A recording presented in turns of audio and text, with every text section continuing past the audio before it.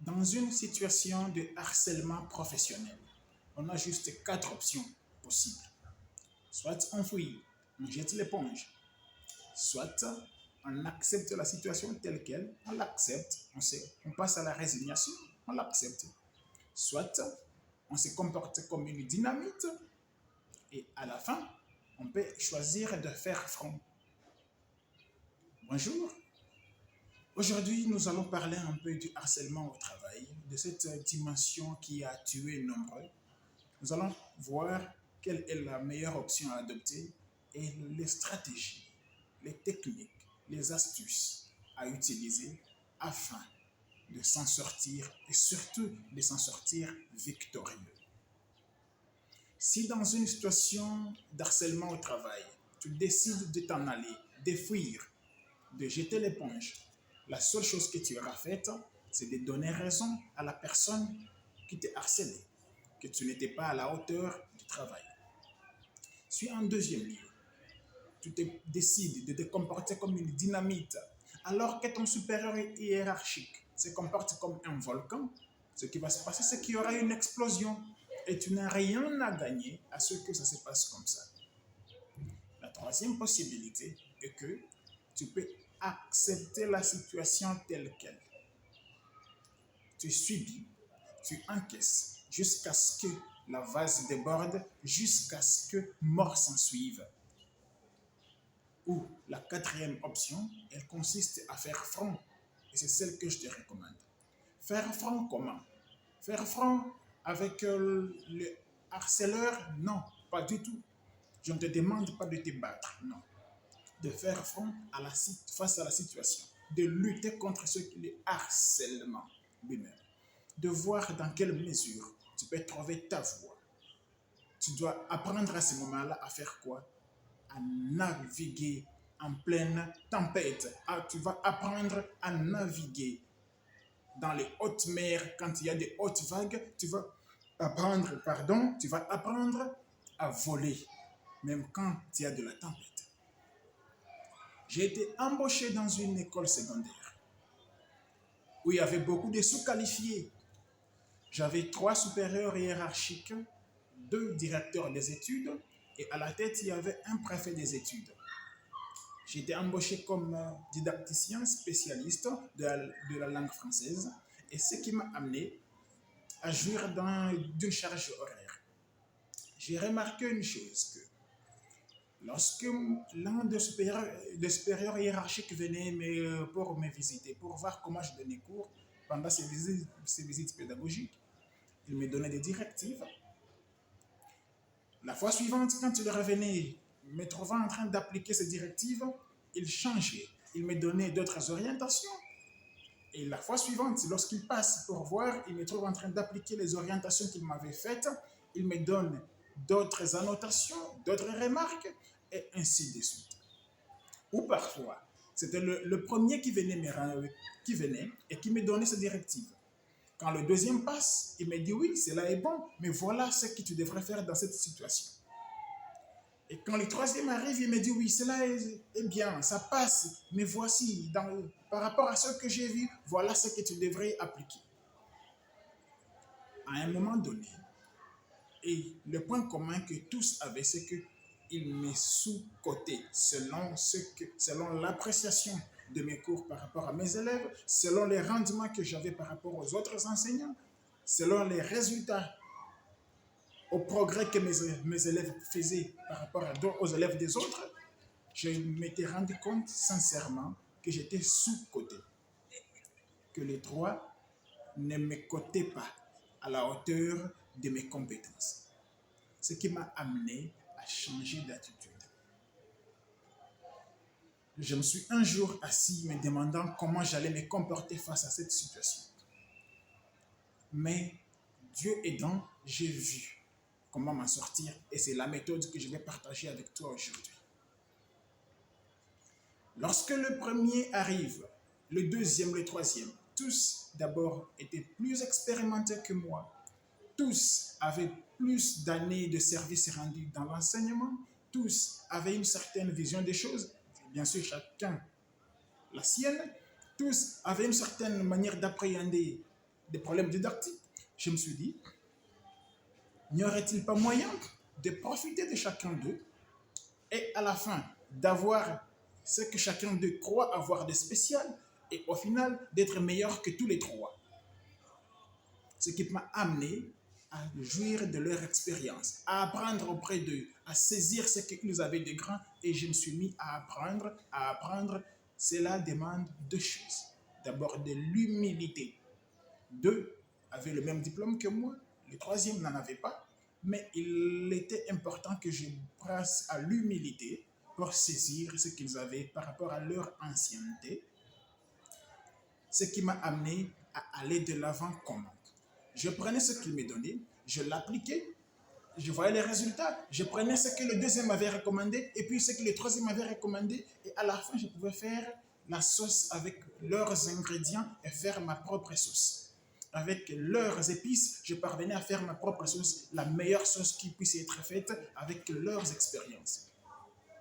La personne qui croit qu'elle est en train de te tuer, tu peux t'arranger pour jouir de ce qu'elle fait pour aller de l'avant.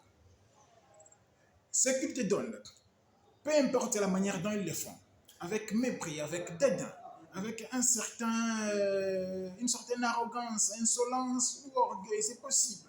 Mais tu peux passer entre les gouttes en prenant l'essentiel auprès d'eux et en te confectionnant quelque chose qui va t'amener à aller de l'avant. C'est ce que j'ai fait. J'ai pu me constituer une méthode à moi avec des tactiques, des techniques, des stratégies, des approches que je parvenais à prendre auprès d'eux. Pendant qu'eux croyaient qu'ils m'écrasaient, moi j'étais en train d'apprendre. Pendant qu'eux croyaient être en train de me brimer, de me mettre mal à l'aise, moi j'étais en train d'évoluer, j'étais en train d'apprendre. Je recevais en conclusion des formations gratuites auprès d'eux.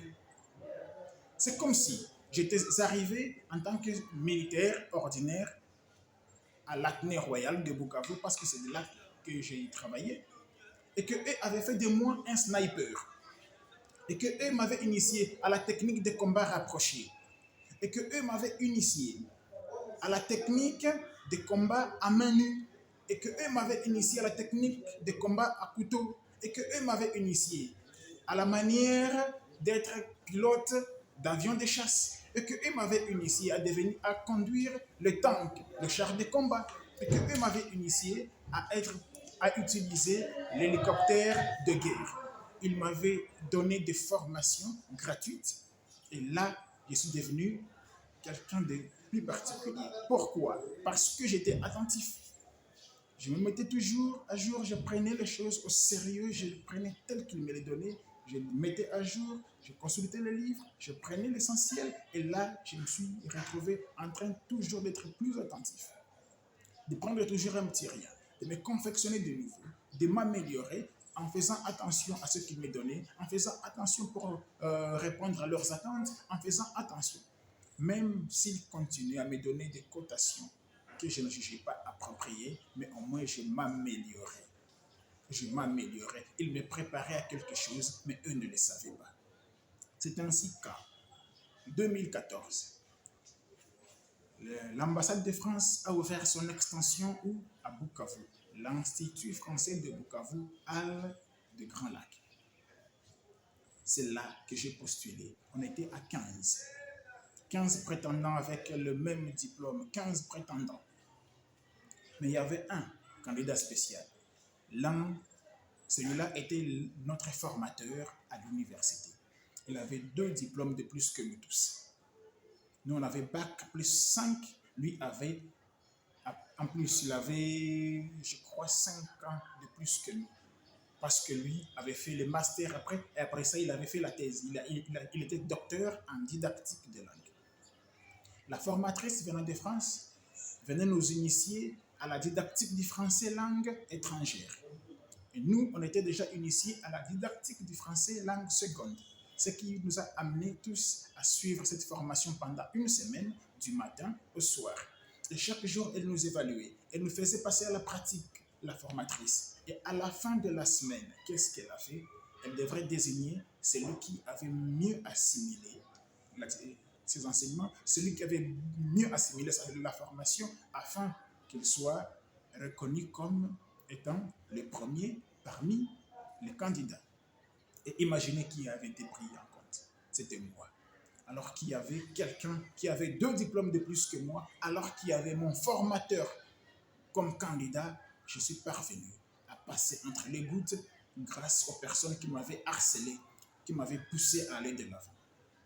Parfois, la nature nous met à côté de certaines personnes, puisque ce sont ces personnes-là qui ont le don de nous pousser, de nous amener à aller de l'avant, de nous aider à nous améliorer.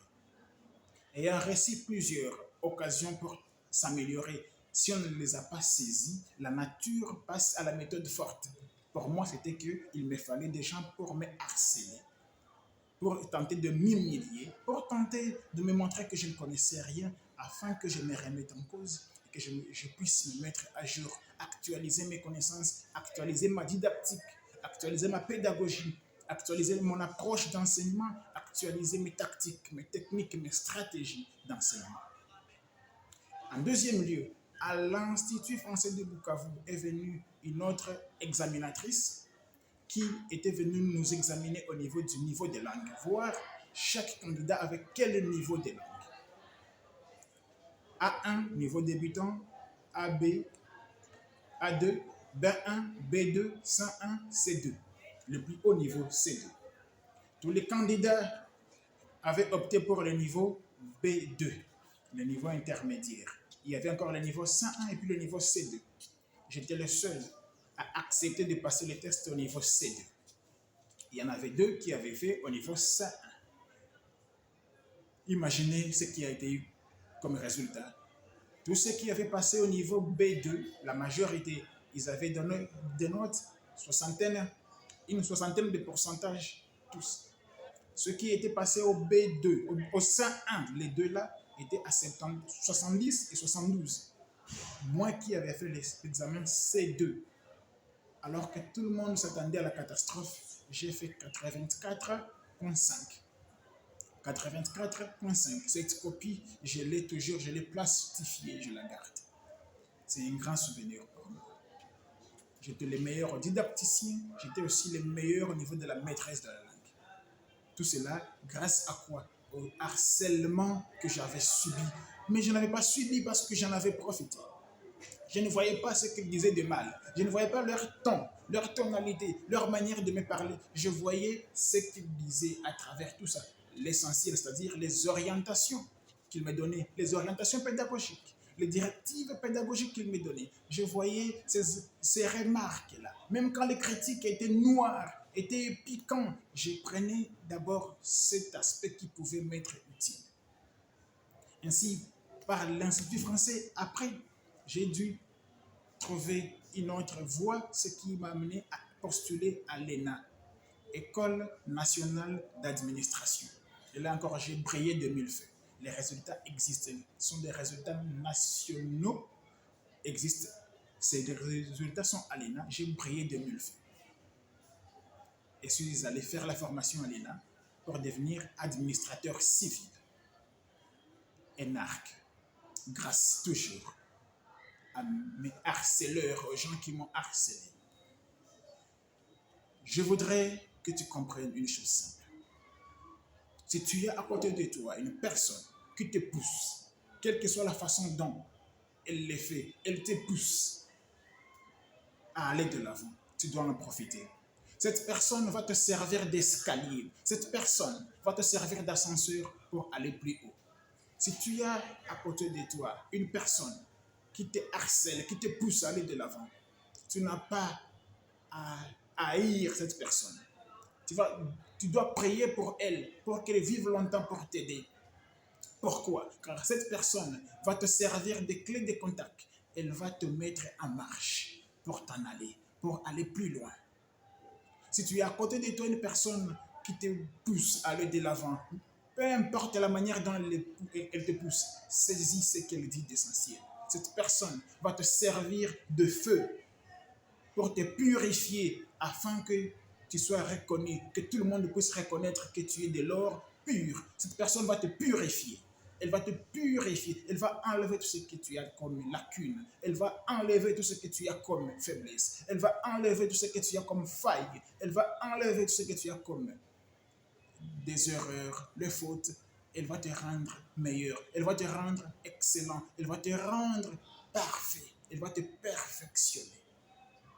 Si tu as à côté de toi une personne qui te pousse comme ça, qui te harcèle pour aller de l'avant, profite-en.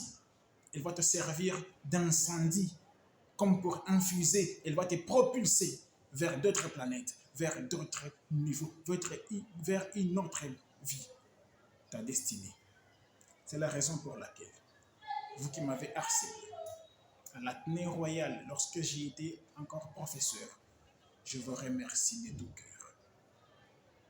Que le Seigneur Jésus-Christ vous rende au centime ce que vous m'avez fait. Je ne parlais pas de cette façon dont je voyais avant que vous me faisiez du mal. Je parle de ce que je suis devenu et ce que je deviendrai encore grâce à vous. Merci, merci, merci. Merci encore, merci infiniment. Je te propose de profiter de ce genre d'occasion. Toi aussi, je te propose d'aller de l'avant en profitant de ce genre de remarques. Je te propose de le faire. L'opposition va te servir de quoi? Va te servir de fer, d'acier pour affûter tes talents. La résistance qu'on t'oppose va te servir pour aiguiser tes aptitudes. Je répète, l'opposition va te servir pour affûter tes talents. La résistance va te servir pour aiguiser tes aptitudes. Et tu vas voir combien tu deviendras meilleur. Tu vas voir combien tu vas devenir quelqu'un de meilleur que tu n'as jamais été. Ne déteste pas. Ne témoigne pas de la haine face à une personne qui te harcèle. Cette personne est faite pour t'amener à aller de l'avant. Ce que tu ne sais pas, c'est quoi? C'est que tu es en train de suivre une formation gratuite. Profite-en. Sois humble. Fais preuve d'un minimum de sagesse. Trouve la fleur parmi les épines. Trouve cette partie dont tu peux te servir. Et au moment opportun, tu te rendras compte que cette personne-là ou ces personnes-là sont en train de te préparer à l'élévation.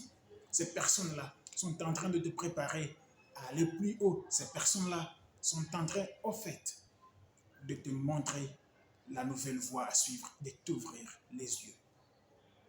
Like la vidéo. Partage ce message. Abonne-toi si ce n'est pas encore fait. Et surtout, prie pour la personne qui te harcèle, afin qu'elle vive longtemps pour t'aider, pour te donner la formation complète qu'il te faut. Surtout, prends bien soin de toi.